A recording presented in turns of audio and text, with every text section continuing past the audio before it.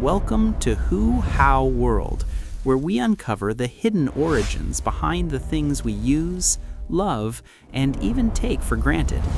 Today's story is called When Wild Became Family, and trust me, this changed our entire existence. From the people who took the first risk, to the fear and resistance that almost stopped it, to the ripple effects still shaping our lives today. This is the untold journey of how the wild world slowly became part of our own. Let's dive in.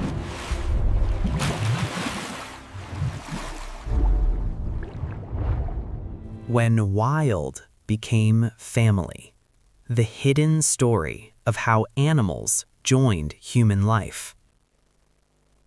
Before we begin, take a moment. Look around your world.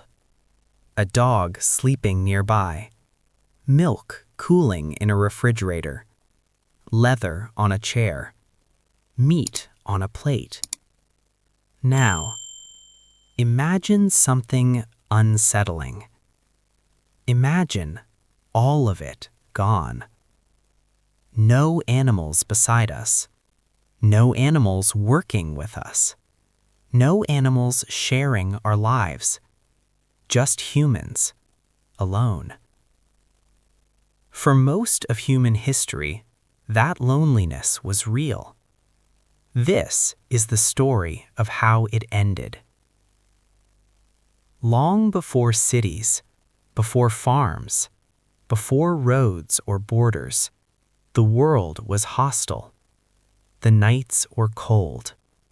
The darkness was alive. Every rustle meant danger. Every shadow could kill. Humans were not dominant. They were fragile. Bare skin, weak claws, slow reflexes. Animals ruled this world. And yet, humans survived. Not because they were strongest, but because they adapted. Picture a small human camp tens of thousands of years ago. A fire burns weakly. Children sleep close to the warmth. Adults listen to the night. Beyond the firelight, something watches. Wolves. Not charging, not attacking. Waiting. Fire frightens them. Human voices are unpredictable. The smell of cooked meat is unfamiliar. They stay at the edge of the light, always watching, always ready to flee. At first, the wolves come only at night. They wait until the fires burn low, until the humans sleep. They take what's left behind. Bones stripped of meat, discarded skins, ashes still warm. If a human stirs, they vanish. This isn't trust, it's caution layered over hunger. Over time, the wolves learn patterns. They notice humans don't chase them if they keep their distance, that some humans move slower, that children are curious, not threatening. They learn which gestures mean danger, and which mean nothing at all. And humans notice something too. The wolves that linger aren't attacking. They aren't stealing from hands. They're not aggressive. They're alert. When other predators approach, the wolves react first. They growl. They bark. Humans hear them and survive because of them. No one feeds the wolves directly. That would be dangerous. Instead, humans do something quieter. They don't chase them away. They leave scraps farther from camp, then closer. They allow presence. Some wolves push too far. They snap. They test boundaries. those wolves are killed. The cautious ones survive. The ones that lower their heads, that avoid eye contact, that read human mood. Generation after generation, those traits multiply. Fear softens into tolerance. Tolerance becomes familiarity. Some wolves stop running. They sit. They watch. They wait. The first dogs do not wag their tails. They don't seek affection. They stay nearby, close enough to hear, far enough to escape. They follow human groups at a distance. They sleep just beyond the firelight. But they stay. And then, one night, something changes. A dog doesn't leave. It sleeps near the camp, not inside it, not protected, just close. No ceremony marks the moment. No decision is made, but the line is crossed. Dogs aren't captured. They aren't trained. They are allowed. And from that quiet permission, history changes. Time passes. Ice retreats. Seasons stabilize. Humans stop moving. They plant seeds. They wait. This is dangerous. Staying means failure can wipe out entire communities. Wild animals are unpredictable, so humans change strategy. They don't hunt anymore. They choose. Selection doesn't happen at once. At first, humans simply delay killing. They keep animals penned overnight. Watch how they behave. Some panic, crash into fences, refuse to eat. Others remain calm, follow, wait. Those differences matter. The animals that fight humans are dangerous. They are killed. The animals that tolerate proximity live longer. That is enough. Humans begin recognizing individuals. This one is calmer. That one bites.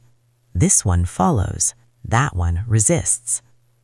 No words are written, but decisions are made, again and again.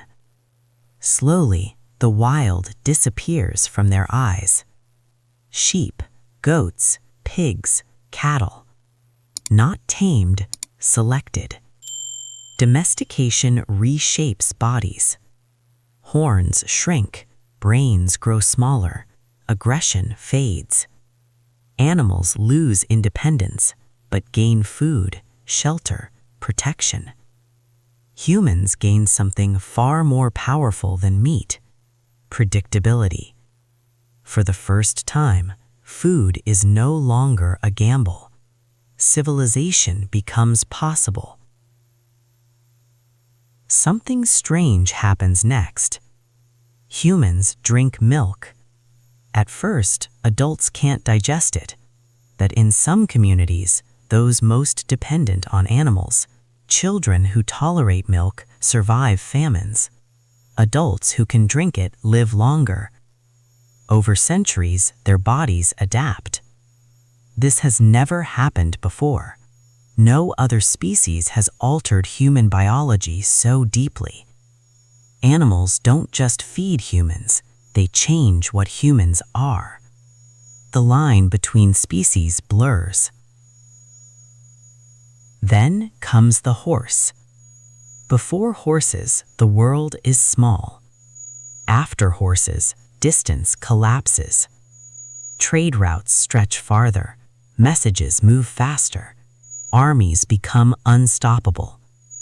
A man on foot controls land. A man on a horse controls history. Empires rise on hooves and fall when horses fail. Cats arrive differently. They're not hungry, They're curious. Farming villages are noisy, messy, full of grain. Grain attracts rodents. Rodents attract cats. They appear quietly at the edges of settlements. They don't approach humans. They ignore them. Humans notice something. Where cats linger, grain survives. Where cats stay, disease spreads slower. So humans tolerate them. They don't capture them. They don't command them. Cats set their own boundaries. They hunt. They rest. They leave when they want. They never submit. And humans, for once, accept that. Domestication is not ownership. It is dependency. Animals need humans. Humans need animals. Together, they build cities, feed billions, shape cultures. Today, animals feel distant, packaged, processed, hidden. But the partnership remains. Every meal, every medicine, every industry, still built on animals. We like to believe we conquered nature, but that's not what happened. We formed alliances. We chose who stayed. They chose to adapt. Together, we built the world. What part of this story stayed with you? Share it in the comments. I genuinely love to read your thoughts. And if you enjoy stories like this, subscribe to WhoHowWorld, where we uncover the hidden origins of the world we live in. See you in the next one.